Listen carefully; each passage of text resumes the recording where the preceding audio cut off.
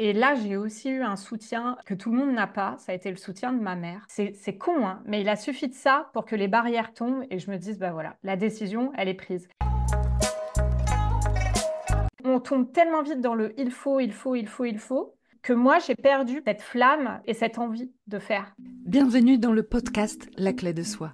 C'est un rendez-vous pour les femmes qui se demandent comment reprendre les rênes de leur vie. Ici, nous abordons tout ce qui bloque notre potentiel, ce qui limite notre audace, ce qui entrave notre épanouissement, mesdames. Je suis Julita, votre guide dans cette aventure de découverte de soi. Chaque semaine, je vous propose des partages inspirants. Je suis également coach en transformation personnelle. J'aide les femmes à trouver leur juste place, à créer une vie remplie de sens.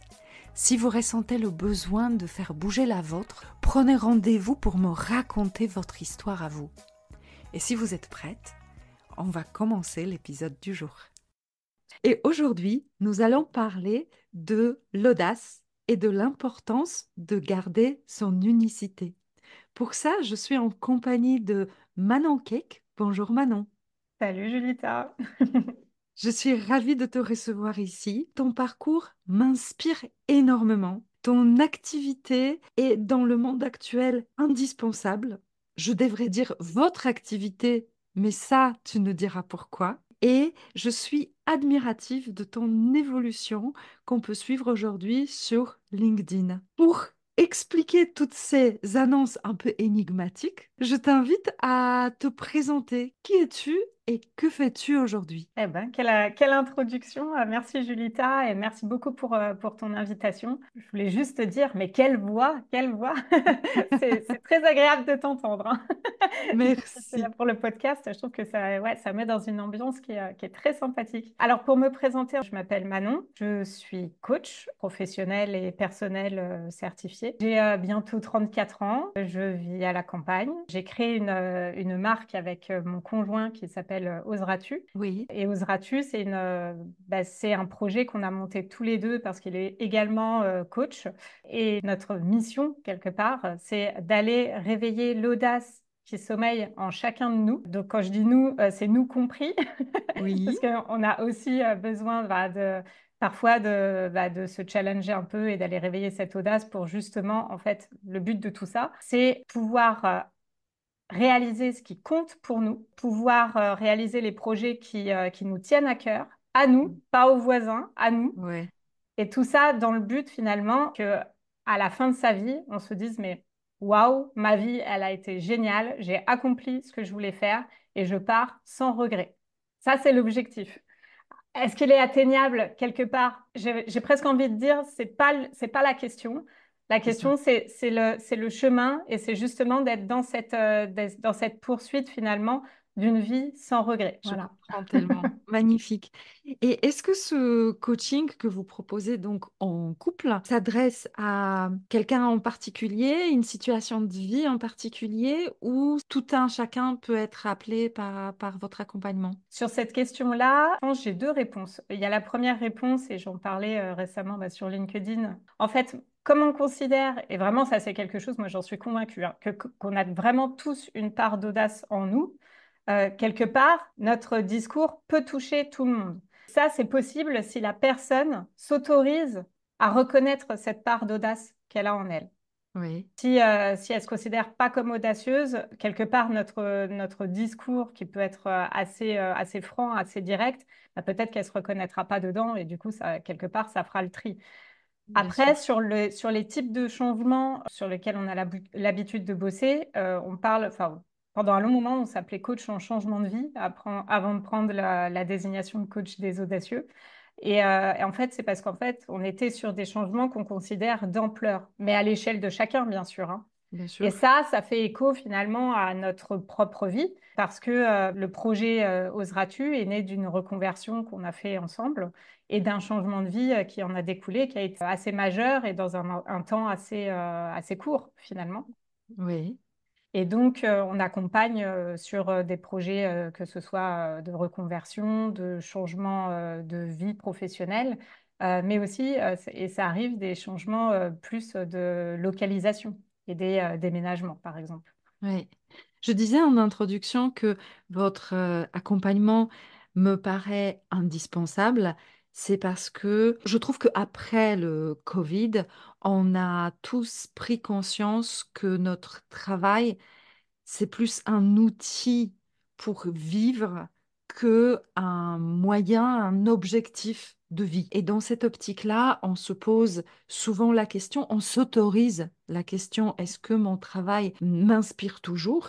Et je trouve cette question très judicieuse parce que c'est juste impensable aujourd'hui de décider à ces 20, 25 ans qu'est-ce que je vais faire toute ma vie. Et cette autorisation de changement est très bénéfique. Toutes les personnes qui accompagnent cette quête de soi, finalement, est très précieux dans notre monde. Et votre activité, vu que vous le faites à deux, vous avez quelqu'un qui est avec vous à cette double lecture, en plus au féminin et au masculin, et je trouve ça juste magique. Effectivement, en fait, sur le fait qu'on soit à deux, la plus-value de ça, c'est la vision complémentaire qu'on peut avoir des choses. Par exemple, Sébastien, lui, il peut être très tourné dépassement de soi. Oui.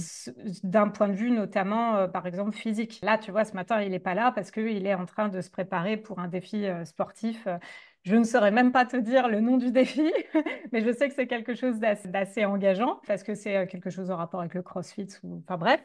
Mais du coup, voilà, il a ce côté-là de dépassement de soi, même d'un point de vue physique, mental, etc. Moi, c'est quelque chose qui est plus, peut-être du coup, une énergie qui est plus féminine, qui parle plutôt d'un élan vital, d'un élan de soi. Et en fait, quand à un moment donné, tu sens qu'il y a quelque chose qui coince et que tu sens une aspiration ailleurs, c'est le fait d'arriver à se dire, mais allez, j'y vais, quoi. Même si j'ai la trouille. Même si je sais pas, j'ai pas toutes les clés, je sais pas ce qui va se passer exactement, même si je lâche des choses pour lesquelles même j'ai bossé pour, et ben c'est quand même le fait d'aller se dire, allez, je m'autorise à explorer une nouvelle voie pour moi. Oui, je Et ça, comprends. c'est vraiment de l'ordre, je trouve, de l'élan vital. Moi, c'est comme ça que je le perçois, en tout cas dans mon vécu. Alors, tu me tends la transition parce que j'ai très envie que tu nous parles de ton parcours. Parce que tu as fait, comme tu as évoqué, une reconversion. Mm. Je sais que vous vous êtes autorisé un voyage très audacieux, que j'aimerais que tu nous en parles, et que vous avez des projets, et toi, tu as des projets personnels aussi. J'aimerais que tu nous dévoiles 3 décisions audacieuses que tu as dû prendre pour arriver là. Alors, pour remettre un petit peu dans le contexte, donc avant d'être coach, j'ai été chargée de mission dans une grosse administration à Paris. Donc, c'était un travail dans l'administration. Donc, je m'occupais d'instruire des dossiers de demande de subvention d'associations, que ce soit dans le milieu du handicap d'abord, et puis Mhm. après tout ce qui était plutôt tourné sur des actions citoyennes. Et Ok, ça, c'est juste pour planter le contexte. La première décision vraiment audacieuse que je vois, eh ben, c'était avant de connaître Sébastien. oui. C'était peu de temps avant d'ailleurs, c'était en 2017. Et j'ai pris la décision de partir seule en voyage. Et donc, je suis partie pendant 15 jours à l'époque au Canada pour faire un road trip en solo. Et Hmm. donc, j'ai traversé le Québec Toute seule? toute seule dans une voiture que j'avais louée en dormant dans des auberges de jeunesse le soir. Et ce voyage-là, il a été marquant pour moi parce qu'en fait, il faisait suite à une situation qui n'était pas forcément simple pour moi parce que j'avais une relation qui était compliquée avec mon ex-compagnon qui était absent parce que lui-même parti en voyage à ce moment-là. Et je me suis à ce moment-là autorisée à me dire, je peux vivre des choses seule. Et il y avait Oui. déjà cet élan vital de se dire, mais cette envie de vivre des choses, quoi, pour moi. Oui. Et alors, ce qui était assez incroyable, c'est que j'ai le permis depuis un moment, mais par contre, je conduisais pas plus que ça, parce que comme je vivais à Paris, bon, Oui. donc c'était un petit peu gonflé de se dire, allez, je vais louer une voiture au Québec. Et en plus, j'ai récupéré la voiture non pas au Québec, mais dans la partie anglophone du Canada, parce que plus au sud. Donc le volant de l'autre côté. Eh ben non, pas le volant de l'autre côté. Mais par contre, il a fallu louer la voiture en anglais et qu'on m'explique en anglais comment fonctionnait sélectionné une automatique parce que j'avais jamais conduit d'automatique de ma vie. Donc, je ne sais pas si tu vois, mais ça s'est bien passé. Et ce que j'ai appris de ce voyage, c'est déjà l'immense... comment? Je veux dire, on a des capacités, mais insoupçonnées. Insoupçonnées. Ouais. Et ça, on s'en rend compte particulièrement dans ces moments-là, je trouve. Et aussi le fait que quand on est seul, en fait, on n'est jamais vraiment seul. Parce que le fait que je sois partie seule suscitait la curiosité. Et tous les jours, j'avais des gens qui venaient me parler, qui me demandaient bah, qu'est-ce que c'était que ce projet, qu'est-ce que je faisais là. Enfin, et vraiment, j'ai passé des moments extraordinaires. J'ai rencontré des personnes. Je me souviens, en plus, je suis partie pendant le voyage, il y avait mon anniversaire. Et le jour de mon anniversaire, je ne savais pas ce qui allait pouvoir se passer parce que je changeais de jour en jour d'endroit où j'allais et j'ai rencontré des personnes le jour de mon anniversaire. On a fêté ça et tout. Enfin, ça reste des moments gravés en moi. Ça, c'est vraiment ce côté, ouais, on est plein de ressources. Ça me l'a prouvé quelque part. Et la Mm. deuxième chose, enfin, aussi que je retiens, c'est ce besoin de partage, même le parcours solitaire finalement, Ouais. parce que j'ai eu besoin justement de connecter avec des personnes sur place. Et derrière, j'ai eu besoin aussi de raconter mon histoire, quoi. Donc, je me souviens que moi, qui à l'époque, en 2017, j'étais pas vraiment sur les réseaux sociaux, j'avais un compte Facebook, mais guère plus et tout. Ben là, j'avais fait une publication avec des partages de photos et où j'avais exprimé ce que j'avais ressenti à l'époque. Et ça a été quelque part marqueur pour moi parce que ça a été une des premières fois où j'ai quelque part posé ma voix publiquement pour Ouais. raconter quelque chose. Voilà. Ça, c'est le Magnifique. premier qui me vient, qui est assez... enfin, Et j'adore cette décision et cette manière dont tu le racontes, cette perspective-là, parce que nous, les femmes, jeunes filles, nous sommes plutôt élevées, éduquées, préparées pour une vie en communauté. Et c'est rare qu'une jeune fille, jeune femme, se lance dans un voyage tout seul. Là où, pour les garçons, ça choque pas plus que ça. Et je comprends tellement parce que moi, à mes 22 ans aussi, j'ai décidé de partir toute seule Mhm. 1 an à Paris, pour le coup. C'était encore autre chose, toi. C'est autre chose. Je ne sais pas si c'était plus audacieux, je crois pas, parce que ça a été quand même plus encadré, j'ai l'impression. Partir toute seule, respect. Vraiment, magnifique décision. Après, j'ai pas choisi la destination la plus flippante, je trouve, le Oui, Québec. bah, il y avait quand même un contexte qui était déjà bien, bien exigeant. Ça me fait prendre conscience, en fait, que c'est quelque chose, une fois qu'on l'a vécu, qui nous sert toute notre vie. Oui.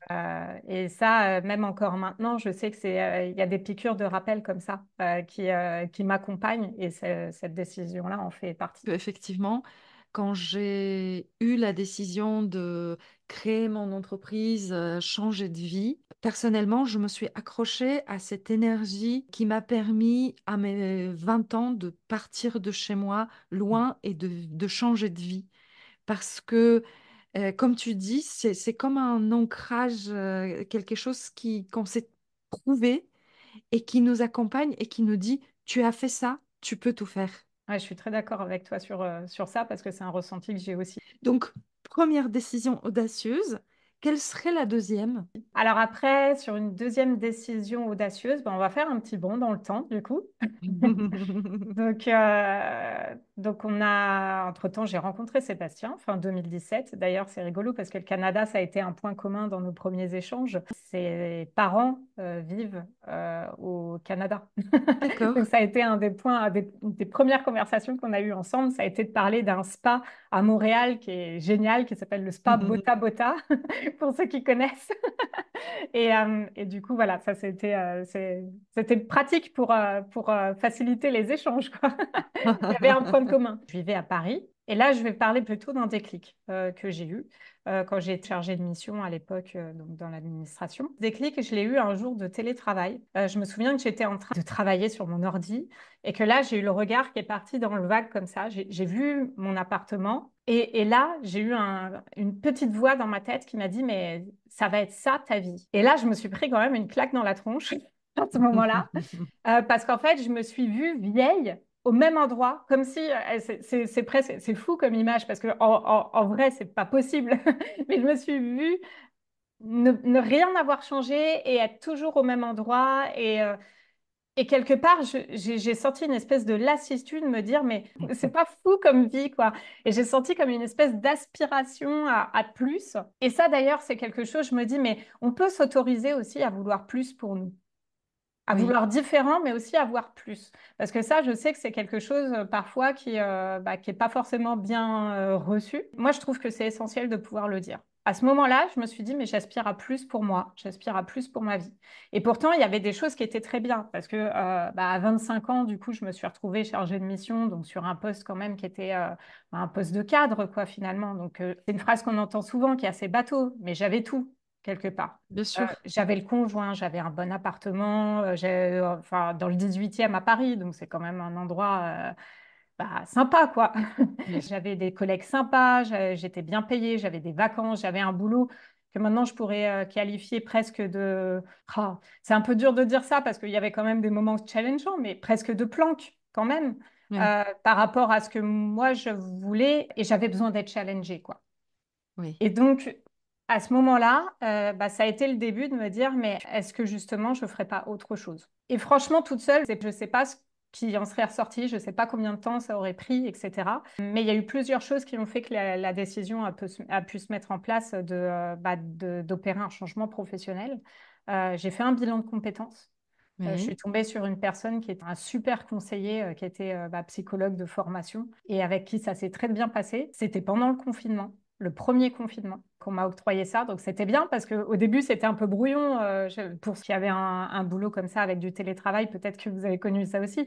Mais ce qui s'était passé pour nous, c'est que au premier confinement, on ne savait pas trop les réunions en oui, visio et tout, ça se faisait pas trop. Donc en fait, on était un petit peu livrés à nous-mêmes. On s'envoyait des mails, on travaillait de notre côté, mais on avait plus de temps finalement que sans le transport, sans tout ça. Et donc, c'était hyper opportun d'avoir le bilan de compétences à ce moment-là. Ce monsieur m'a beaucoup accompagnée. Et là, j'ai aussi eu un soutien que tout le monde n'a pas. Ça a été le soutien de ma mère. Parce que je lui ai parlé de ça à ce moment-là. Et souvent, j'entends, et puis enfin, dans les personnes que j'accompagne et tout ça, j'entends beaucoup que parfois les parents peuvent être un frein. Ben, pour oui, moi, ça n'a pas été le cas parce que j'ai présenté la situation à ma maman en lui disant voilà comment je me sens actuellement professionnellement. J'ai envie, j'aspire à autre chose, je sais pas exactement quoi, mais là, j'avais la possibilité de renouveler, enfin, on m'avait renouvelé mon contrat et oui. c'est à moi d'accepter ou pas en fait. Et à ce moment-là, j'avais cette peur d'y aller, mais je lui ai dit, mais... Et je tergiversais, hein, ça a duré longtemps. Hein. Oui, j'imagine. Et je lui ai dit, mais qu'est-ce que je fais et tout ça. Et c'est elle qui m'a dit que si j'avais cet appel-là, il fallait que je le suive, quoi. Et Et, quelque part, c'est con, hein, mais il a suffi de ça pour que les barrières tombent et que je me dise, bah voilà, la décision, elle est prise. Et ce que je me suis rendu compte, c'est qu'en fait, la décision, elle était en moi depuis le début. Et oui, depuis le début, je le savais. Hein. Et toute la question, c'était pas de savoir qu'est-ce que je veux faire, c'était de m'autoriser à me dire, j'y vais. Et là, c'est grâce aussi aux personnes que j'avais sur mon chemin que je me suis autorisée à ça. Et donc, c'est pour ça que pour moi, c'est essentiel d'avoir les bons soutiens, justement, quand on a ces périodes-là de remise en question, notamment professionnelle. et la troisième, donc? Et ben la troisième, ça a découlé quelque part, mais c'est assez audacieux quand même, je trouve. C'est le fait de quitter Paris pour aller vivre au beau milieu de la campagne. Oui. Donc là, actuellement, pour te situer, je suis dans les champs loiretains, donc pas très loin d'Orléans, le Loiret. Si je sors en pyjama faire une promenade, on va pas me voir. C'est bon, je peux Tu sortir n'as, en pyjama si je tu veux. n'as pas de voisin. J'ai des voisins, mais c'est très rare qu'ils soient sortis au même moment que moi. Je pense que c'est pas mal de retraités et tout ça. Ils sont pas très proches physiquement, quoi, géographiquement. Et du coup, disons que voilà. Et est-ce que ça te J'ai cet convient, espace. cet espace et ce rythme de vie? Eh ben, alors moi, ça me convient beaucoup. J'ai découvert en fait que j'avais un potentiel d'ermite, que j'avais ce côté-là finalement que j'avais pas tellement exploité, ouais, exploité, développé quand j'étais à Paris, parce qu'à Paris, ben, on a beaucoup de, il y a tellement de sorties à faire. Oui. Et finalement, ça a accompagné, je pense, un chemin de reconversion globale, je pourrais appeler ça finalement, Mm. de reconnexion à soi. Oui, Euh, et d'espace mental. Ouais, oui, d'espace mental. ça m'a tout ce chemin, en fait, tout ce travail que j'ai pu faire sur moi ces dernières années, le constat que je fais, ouais, c'est l'espace que j'ai pour réfléchir et pour justement avoir de la place pour des projets, euh, chose que j'avais pas forcément avant quand j'ai été finalement dans un brouhaha, soit par Oui, rapport à des relations précédentes et tout, qui n'étaient pas forcément saines pour moi et tout, et où forcément bah, ça cogite et il n'y a pas d'espace mental, soit aussi bah, ne serait-ce que le brouhaha ambiant. Et ça, oui, je l'avais remarqué au Covid, parce que dans le 18e, quand il y a eu le Covid, le premier confinement, tout a été à l'arrêt. Et pour la première fois, j'ai entendu les oiseaux là-bas. oui, Et je pense que ça a été quelque part aussi une piqûre de rappel de mes origines. Moi, je viens de Bourgogne. Et pour te dire un petit peu, j'ai grandi dans une maison vraiment à la campagne, mais plus forêt. Et oui. la rue s'appelait le chemin des bois. Donc moi, je suis une fille des bois, quelque part. Quelque part. Quand j'étais petite, je voulais être Pocahontas. Bon, c'est un peu raté, physiquement. Oh, pas Mais, tant que ça.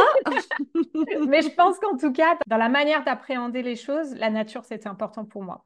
Donc ça a découlé, mais ça a été, mine de rien, un choix qui était quand même audacieux parce que ça faisait 12 ans que je vivais à Paris. J'avais ma vie là-bas. J'avais mes Oui, amis, voilà. Et je suis partie dans un cadre où je ne connaissais personne. Donc oui. voilà. Donc, tu C'était te vraiment retrouves en plein milieu de campagne. Pour situer votre vie, votre activité professionnelle, donc vous proposez vos accompagnements en ligne, ouais. Mm, c'est bien ça. Donc, tout le monde peut se faire accompagner par vous, même si vous-même vous êtes en milieu des champs et des bois. mm. Mais une Euh, bonne connexion est arrivée entre-temps. et une bonne connexion est arrivée. Et donc, depuis 2021, vous avez créé votre structure de coaching Oseras-tu? Oui, oseras-tu? Avec un point Euh, d'interrogation. On peut avec dire. un point Eh d'interrogation. ouais. Je ne l'ai pas vu sur des réseaux sociaux. Je me suis posé la question. Je crois que sur Bah, Instagram, parce c'est pas qu'effectivement, autorisé. bah, c'est ça. Les caractères spéciaux donc effectivement sur les réseaux c'est osera-du-bas-tu, mais le nom de marque déposé c'est vraiment oseras-tu avec le point d'interrogation. Mais je trouvais que c'était sympa sur Instagram parce que la formulation oseras-tu avec le tiret, ça induit la question. C'est à la personne de définir est-ce que c'est une question ou pas, Hmm. Ouais, quelque ça part. rajoute un petit peu de profondeur finalement. C'est vrai. Donc, cet accompagnement que vous proposez à deux, mais ce qu'il y a derrière, dans les coulisses, ça veut dire que vous avez une entreprise à deux. Et quels sont les défis de Manon, les Hmm. défis perso pour une femme qui travaille avec son partenaire? Alors, je vais juste revenir sur un petit détail sur le fait qu'on soit en digital, qu'on ait souhaité Oui, développer l'entreprise en digital. C'est qu'effectivement, étant parlé en introduction, nous, on avait une envie, enfin un besoin de... À l'époque, j'appelais ça liberté. Maintenant, j'appelle plutôt ça flexibilité. Mais en fait, c'était cette envie de pouvoir bah, travailler d'où on veut et quand on veut, quelque part. oui, Et donc, c'est pour ça que bah, t'en parlais en introduction. C'est pour ça qu'on a pu partir en Nouvelle-Zélande bah, en début de 2023 pendant un temps assez long et pour tester du digital nomadisme. Donc, oui, travailler depuis un van, quoi, tout en traversant la Nouvelle-Zélande. Ça, c'était enfin, voilà, c'était une belle réussite, justement, de notre projet entrepreneurial parce que, justement, on avait cette envie de pouvoir accompagner, d'avoir de l'impact tout en étant heureux dans notre quotidien, quoi. Voilà, ça c'était la petite parenthèse. Pour ta question, premier défi, pour te situer un petit peu, donc on n'a pas une entreprise commune, on a deux micro-entreprises. Donc d'accord. quelque part, on a deux micro-entreprises et une marque commune. On fonctionne un petit peu comme McDonald's, hein, pour faire simple. Et Très donc bien. ça fait que on a ce projet Oseras-tu qui est commun, mais comme tu le dis bien, on a chacun d'autres ramifications quelque part. Oui. Et ce qui fait qu'aussi, on a chacun nos défis propres et nos envies propres Vous pouvez exprimer du coup. qu'on peut exprimer parce qu'en fait, on n'est pas rattaché partout, quoi. Oui, Et donc, pour la partie défis, je vais commencer peut-être par là. Pour te situer un petit peu, moi, je viens d'une famille de fonctionnaires. Mes deux d'accord. parents étaient cadres dans la fonction publique, donc je pense que c'est aussi pour ça que j'ai un peu suivi le chemin au début, en étant moi-même cadre dans la fonction publique. Donc, j'ai pas du tout connu comment dire, ce qui induit les projets entrepreneuriaux et notamment en termes de rapport avec l'argent. par exemple, ce que je peux te dire, c'est que moi, j'ai toujours eu l'habitude d'avoir cette sécurité-là qui était innée, quoi, quelque part, d'avoir la paye qui tombe à la fin du mois. J'ai toujours eu ça. Donc avant, c'était par le biais de mes parents. Et après, ça a été moi professionnellement.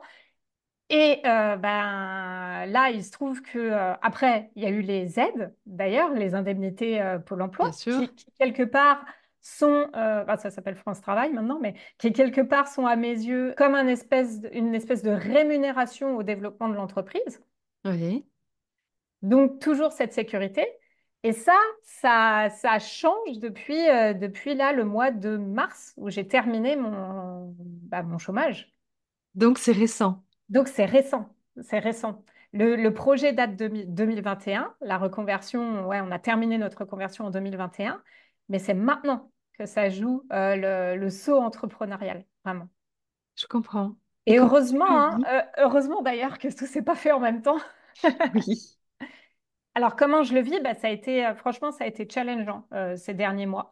Bah, parce qu'il y a des mois où on n'a pas eu les revenus suffisants pour vivre à la hauteur de ce qu'on a l'habitude Oui. de faire en termes Parce que de... juste pour Oui. resituer dans le contexte, Sébastien, dont ton conjoint, il a quitté son job aussi et il s'est mis Euh, uniquement à son compte.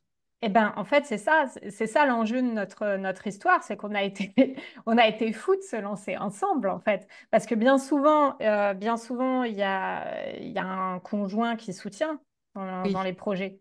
Bah, là, c'est un peu différent. Parce que comme on s'est lancé ensemble, on est dans le même bateau quelque oui, part.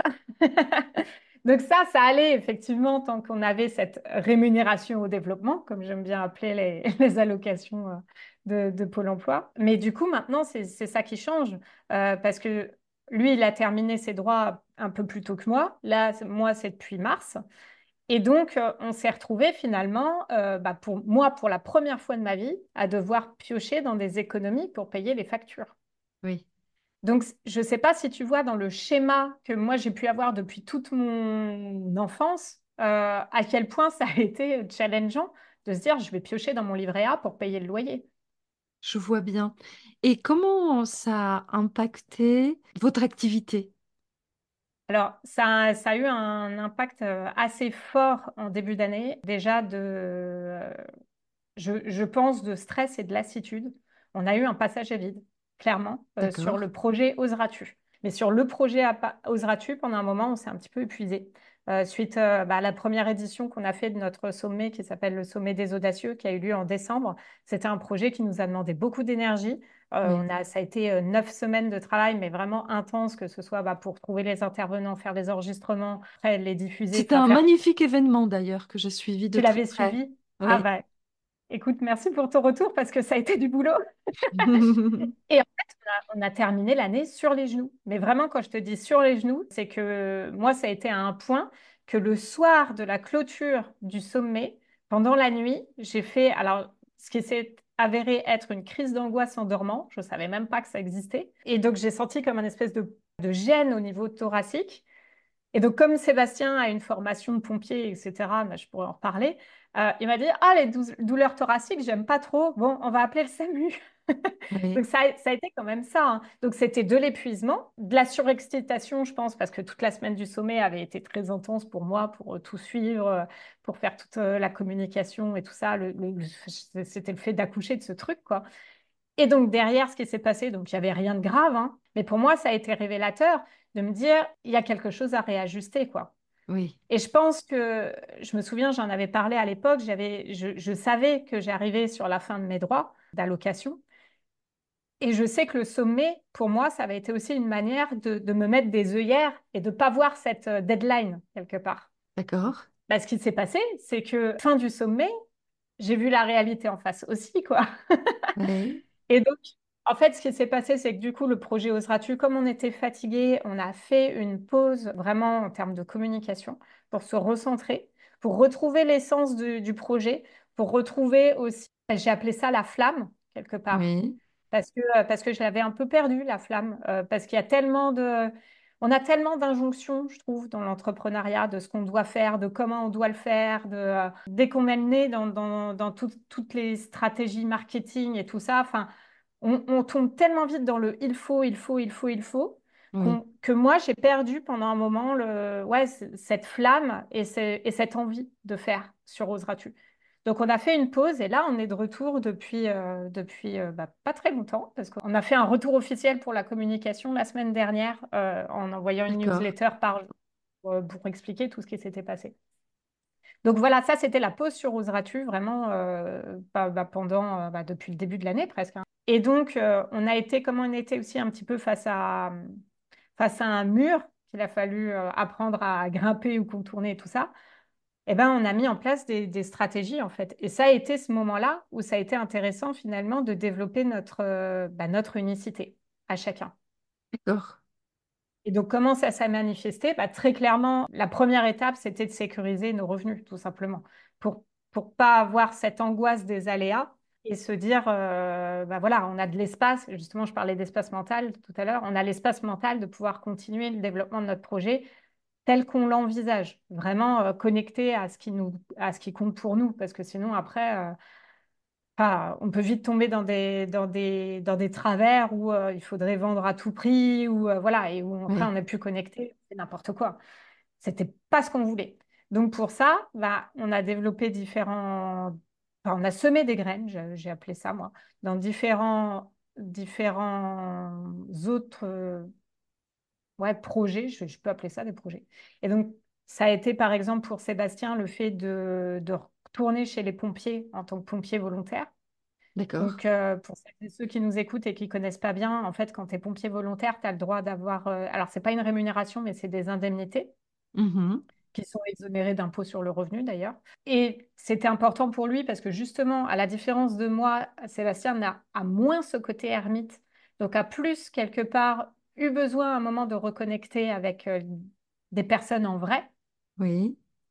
Pour lui, il a ce projet-là. Donc maintenant, ce qui est assez fou, c'est que toutes les 3 semaines, il est de garde. Donc la nuit, il peut sonner, mais il doit partir en intervention et tout. Donc ça a été un nouvel équilibre aussi à prendre pour nous de se faire réveiller en pleine nuit pour qu'il parte sur intervention et tout ça. Et moi, de mon côté, je me suis reconnectée à d'autres envies que je peux développer du fait que j'ai cette micro-entreprise qui est en mon nom. Donc moi, par exemple, j'ai toujours trouvé, parce que j'en suis là aujourd'hui grâce à ça, j'ai toujours trouvé intéressant le bilan de compétences. Donc actuellement, je suis en train de voir pour développer la possibilité d'aussi faire du bilan de compétences. Pour pouvoir, et aussi parce que finalement, j'ai ressenti, et je vais t'expliquer pourquoi, un besoin aussi de me reconnecter à du concret, à du physique, pour pouvoir finalement aller voir ce qui se passe dans le Loiret, sur le terrain, auprès d'organismes de formation et de leur proposer mes services. Je comprends. Et c'est cette idée aussi d'aller mettre un peu le nez dehors, qui revient. Oui, Et ça, c'est revenu. J'ai eu un déclic, en fait, parce qu'on a eu la chance avec Sébastien de bénéficier de la confiance d'une collègue coach que tu connais, Julita, qui s'appelle Delphine Froid. Je pense que tu la connais, oui, parce qu'elle a été aussi au sein de Coach en Mission, un accompagnement qu'on a fait toutes les trois. Et Delphine, en fait, nous a engagés comme coach freelance au sein de son accompagnement pour animer des sessions de coaching de groupe, tous les deux. d'accord. Génial. Donc ça, c'est depuis le mois de novembre 2023 qu'on fait ça. Et elle a ces derniers temps animé des premières réunions d'équipe, parce qu'on est plusieurs dans son équipe. Et là, je me suis rendu compte à quel point ça m'avait manqué, en fait. Oui, Et c'est rigolo parce que souvent, quand on entreprend une reconversion, c'est souvent aussi parce qu'on rejette quelque chose. Moi, je rejetais la position que j'avais dans le salariat à l'époque. Faut pas non plus oublier tout ce qui était chouette, quoi. oui. Et ce qui était chouette, c'était aussi ces relations entre collègues, le fait d'être ensemble pour développer un projet commun, le fait de pouvoir contribuer tous ensemble en faisant des brainstorming et tout. Enfin, tout ça, c'est des choses que je trouve très chouettes et que on a un peu la possibilité de faire ça à deux avec Sébastien, mais deux, c'est pas cinq ou six, quoi. Oui, Donc ça fait pas pareil. Et en plus, on est un couple. Donc on a nécessairement des limites à poser parce que sinon, ça peut vite être compliqué oui, dans notre quotidien. Parce que si on ne pose pas de limites, on peut parler du projet n'importe quand. La déconnexion est d'autant plus difficile. bien sûr. comment avoir des vacances si on parle du projet H24. Enfin, Ouais. il y a pas cette barrière finalement physique de bon, bah, on rentre chez soi le soir. Mais merci beaucoup pour ton partage aussi sincère et authentique, parce que nous sommes nombreuses. Je vais parler au féminin parce que le podcast La clé de soi s'adresse particulièrement aux femmes. Nous sommes nombreuses à vouloir devenir coach.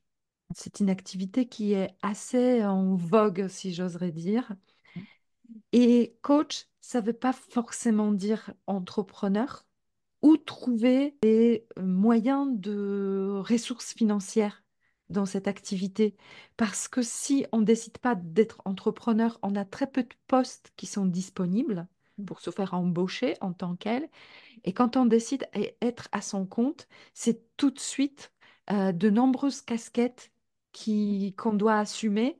La casquette de directeur de communication, le marketeur, celui qui livre sa prestation, celui qui le fait. Et puis, c'est à chaque fois des compétences particulières et des challenges Mm. parce que tout ça demande de l'audace pour revenir à votre sujet principal de votre coaching, mais ça demande aussi d'accepter les difficultés, les dépasser, vivre ses émotions avec la conscience. Qu'est-ce qu'elle nous amène? De se rendre compte que c'est une boussole, pas un truc qui nous empêche d'avancer. Tout ça, c'est très challengeant et surtout pour les coachs et thérapeutes parce qu'elles s'imaginent que s'ils sont professionnels de l'accompagnement, ils peuvent se débrouiller tout seuls. Mm. Il y a ça et il y a aussi le fait qu'en tant que professionnel de l'accompagnement, on n'aurait pas le droit d'avoir des difficultés quelque part. C'est ça, Et ça, c'est surajouté par les réseaux sociaux parce qu'il y a ce côté, il faut montrer qu'on réussit. c'est Parce ça. que si on n'a pas montré un certain niveau de réussite, pourquoi les personnes viendraient nous voir si on galère? Et ça, moi, justement, c'est ce que j'essaye de déconstruire. J'ai pris la parole pour en parler justement récemment dans j'appelle ça une lettre des audacieux, notre newsletter que j'ai envoyée, où j'ai expliqué ça, que bah, finalement, on a aussi des difficultés, on est aussi en chemin et c'est normal. Et Oui, ça changera pas, en fait. Même si on a déjà dépassé des choses, mais qu'est-ce que c'est challengeant? Moi, sincèrement, je me suis posé la question, si j'avais su tout ce qu'il y oui, avait sous entrepreneuriat, est-ce que j'aurais repensé le projet pareil? Je pense que vraiment la réponse est oui, mais je pense aussi qu'on a besoin de pas tout savoir avant d'y aller. exactement, exactement. Parce que vraiment, c'est vraiment beaucoup d'apprentissage, c'est beaucoup de casquettes. Moi, je considère que l'entrepreneuriat, c'est vraiment un accélérateur de croissance personnelle. Oui. Et ce que je On voudrais prend dire, l'autoroute, vraiment. Ouais. c'est que nous, on se connaît depuis assez longtemps, quelques années maintenant, parce Mm. qu'on s'est rencontrés dans l'accompagnement coach en mission de Lingaen, que je salue à l'occasion.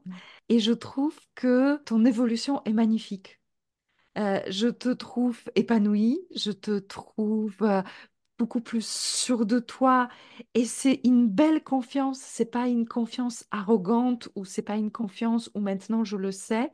C'est une confiance en toi d'une personne qui a l'humilité de dire je galère encore, mais j'ai appris et je sais que j'ai la force d'aller plus loin. Bah, écoute, ça me touche beaucoup ce que tu dis, surtout que je pense que on voit jamais tellement ces choses-là, parce qu'on est avec soi au quotidien. Donc les Oui, évolutions, elles sont marquantes sur certains points de détail où on se dit, ah ouais, là, effectivement, j'ai fait du chemin. oui. Mais quand c'est perçu et dit d'une autre personne, bah, ça fait quelque chose. Vraiment, ça fait quelque chose. Parce que le quotidien, effectivement, il n'est pas forcément simple. Je sais que des challenges, je vais en avoir encore. Euh, je sais que qu'on avance et en fait c'est tout ce qui compte pour l'instant. Oui, Et, et tant que je prends du plaisir dans ce que je fais, dès que ça je m'en écarte, il faut que je m'en rappelle. Oui, S'il n'y a pas de plaisir, c'est qu'il y a quelque chose qui ne va pas. Qu'il y a de la simplicité aussi dans ce que je fais, parce que j'ai remarqué que ces derniers temps, j'ai eu tendance à complexifier les choses. Et oui, ça, c'est pareil. Épurons, épurons, quoi. Parce que finalement, ce qui compte, c'est que ouais, cette simplicité-là, moi, c'est ce qui fait aussi mon bonheur, quelque part. oui, Donc, épurer tout ça et puis ouais, continuer à avancer sans cesser de croire qu'on est plein de ressources. Et ça, bah, du coup, c'est justement avec tout ce qu'on a pu bah, quelque part se prouver par le passé, c'est se le rappeler et c'est quelque part avoir. Alors moi, je suis pas croyante, mais j'aime beaucoup ce terme de foi quand même. Et de dire, bah, c'est avoir la foi en oui, soi et la foi en la vie. Et de se dire que bah, si on y va, si on avance, si on pose une brique après l'autre ou un pas après l'autre, bah, quelque part, les opportunités se créent et les opportunités, elles se saisissent. oui. Et ce que tu évoques pas, j'imagine par pudeur, mais c'est aussi le travail sur soi qu'on accepte. Et toi, tu as Mm. accepté ce travail, tu as accepté de te dire oui, là, ça bloque, là, cet aspect-là est difficile pour moi. Je vais aller ouvrir la boîte de Mm. Pandore et je vais voir ce qui se cache derrière. Je voulais te faire une confidence, en fait, par rapport à ce que tu disais, sur justement le fait que, peut-être par pudeur, je ne dis pas que enfin, j'ai accepté ce travail sur moi-même, etc. Je pense que l'origine de ma reconversion, en fait, il est là. Et je pense qu'on a tout intérêt aussi à le dire, ça. Moi, ma démarche, au départ, de devenir coach, elle a été égoïste. Et je Mm. sais que pour déjà parler d'égoïsme, c'est compliqué. Pour une femme, j'ai l'impression que c'est encore plus compliqué. Mais moi, j'ai envie de le dire. En fait, au départ, ce projet, il était pour moi. Et il était justement parce que je me suis dit, j'adore apprendre sur moi, j'adore apprendre sur tout ce qui est psychologie, sur notre fonctionnement et tout. Je sens aussi que j'en ai besoin, qu'il y a des choses qu'il faut que j'aille voir, que j'aille travailler, que voilà, tout ça dans ce but d'avoir une vie enfin, dans laquelle je me sens bien, sereine, accomplie. Et je me suis dit, mais en fait, quoi de mieux que ce projet-là pour justement pouvoir avancer. Et si en plus j'embarque des personnes avec moi et que je peux les aider aussi sur ce chemin que moi j'entreprends, mais c'est tout bénef. Oui, Et je trouve que c'est important de se dire qu'en fait, bah, c'est important de reconnaître que le moteur d'un projet, ça peut être, enfin, ça peut être, même ça doit être soi, et ça doit être quelque part égoïste. Parce que, euh, parce que quand il y a ces challenges, justement, qu'on va oui, rencontrer dans un lancement de projet, dans le développement d'un projet, que ce soit une reconversion ou de se lancer dans l'entrepreneuriat, etc., si on n'a pas quelque part quelque chose auquel se raccrocher, on abandonne. oui, Si vraiment moi j'avais pas cet appel-là à me développer, à mieux me comprendre, etc., sincèrement, je pense que je me ferais pas chier. oui. Je parle Moi, un je, peu crûment, mais tu moi, vois, je voudrais c'est... juste reprendre le terme d'égoïsme Ouais. parce que c'est un terme contre lequel je lutte Mm, dans mon coaching. Euh, Parce que derrière, ce que le dictionnaire appelle l'égoïsme, c'est très souvent l'estime de soi et l'acceptation de soi et une envie de s'affirmer et de se découvrir, de se reconnecter à ses vraies valeurs. Et là où on ne fait pas la différence dans notre société entre l'estime de soi, l'amour de soi et l'égoïsme, elle se trouve sur la notion de nuire à l'autre. mm. Quand on est égoïste, on pense à soi et peu importe les autres. Si les autres doivent en pâtir, tant pis. Sauf que c'est pas ta démarche et c'est pas la Et démarche c'est de la plupart des gens. et c'est pas ma définition du coup Et de c'est pas ta l'égoïsme. Ouais. définition. J'aimerais souligner, c'est que nous avons tous besoin de penser à soi Mm, pour prendre cette image très bateau de masque d'oxygène dans l'avion. mm, Nous avons tous besoin de se mettre dans les belles conditions de vie pour servir les autres, pour être meilleure personne pour les autres. Et quand on est heureux, quand on est heureuse, nous les femmes, on est Ok. meilleure partenaire, Oui. on est meilleure maman, on est meilleur enfant, parce que nous sommes en paix avec nous et nous prenons pas notre entourage pour une agression ou un défi. Oui, et là-dessus, mais je te rejoins à 1000%, parce que vraiment, nous, avec Osratus, ce qu'on s'est toujours dit, c'est qu'en fait, si la personne est à sa place, si elle se sent bien avec elle-même, si elle se sent bien dans son environnement, c'est là où nécessairement elle donnera le meilleur d'elle-même pour ce monde. Et Bien ça, c'est sûr. une conviction qu'on a et quelque part, c'est notre grand pourquoi. Pourquoi on Oui, fait ça? Si on pense à plus grand que nous et au-delà justement de cette définition restreinte de l'égoïsme qui du coup, moi, me convient pas et sur laquelle justement je veux faire de la presque de la prévention par rapport à cette image que penser à soi serait mauvais. Mais non, oui, parce qu'en pensant à soi et en justement en faisant en sorte d'être à sa place et d'être heureuse, eh ben c'est là que on donnera notre meilleur. Et ça, oui. mais j'en suis convaincue. Merci pour cet échange. Moi, j'ai juste envie d'inviter tout le monde à aller te suivre sur LinkedIn. Tu nous as donné le rendez-vous tous les lundis, mercredis et vendredis pour des posts qui sont impactants. Moi, je les suis avec beaucoup de plaisir. Les jours de la publication, je vais sur ton compte et je les lis parce que c'est succinct, c'est puissant, c'est lisible. C'est plaisant. Vraiment, c'est ma petite pensée du jour que j'adore. Donc, tous les lundis, mercredis et vendredis sur le compte de Manon Keck. Ça s'écrit Keck. Un grand merci pour tes mots encore, sachant que c'est un engagement que j'ai pris là récemment d'être plus régulière sur les réseaux parce que je trouve que c'est important de donner des rendez-vous. Pour la petite confidence encore, j'ai jamais été foutue d'être régulière. C'est pas mon truc la régularité normalement parce que je suis plutôt du genre à me dire oh c'est pas grave.